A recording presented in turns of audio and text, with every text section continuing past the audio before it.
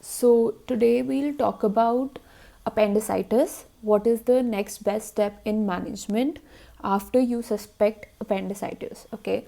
So first of all, when will you suspect appendicitis? So there's something known as modified Alvarado score, and this particular score is used to suspect appendicitis, and it should be the criterias which involve which are involved in this Alvarado score are, so basically there are two things. One, you give 1 point each for if any of these clinical features are present, which are your migratory right lower quadrant pain, your right lower quadrant rebound tenderness, anorexia, nausea, vomiting, and fever, which should be more than 99.5 degree Fahrenheit.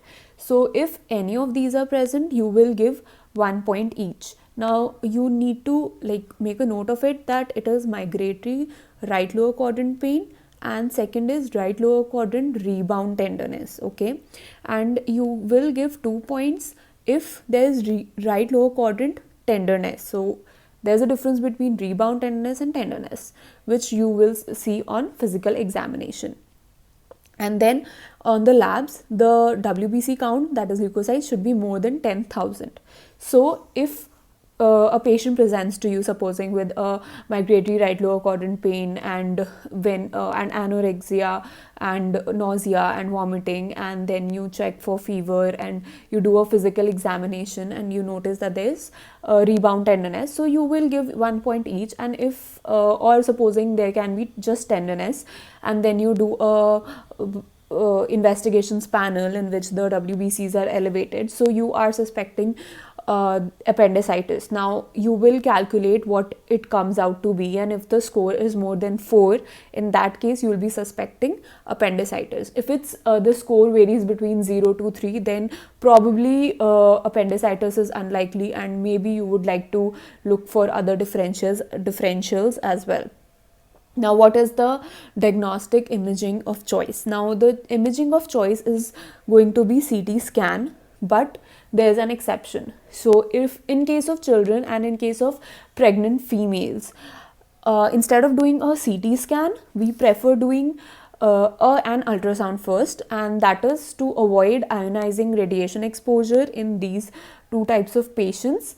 And if for any other patient, you are going to do a CT scan, abdominopelvic CT scan.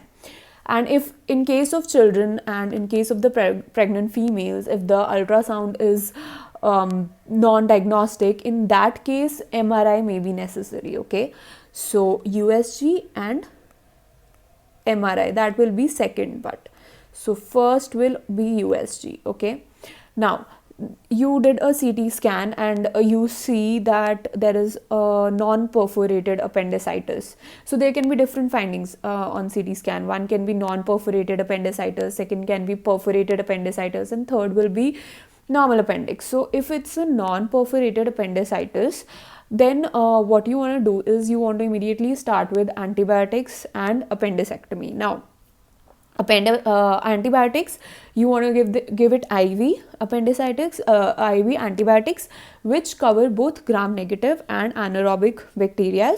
So you will be giving cefoxitin, cefazolin, and metronidazole. And you want to keep the patient nil per oral, okay, nil per mouth, and you want to give IV hydration, and analgesics you will give for the abdominal pain and antiemetics for the vomiting. Now, if the patient, if you see the finding of a perforated appendicitis on CT scan, then there can be two things. Either it can be a contained perforation, basically an abscess, or it can be a free perforation.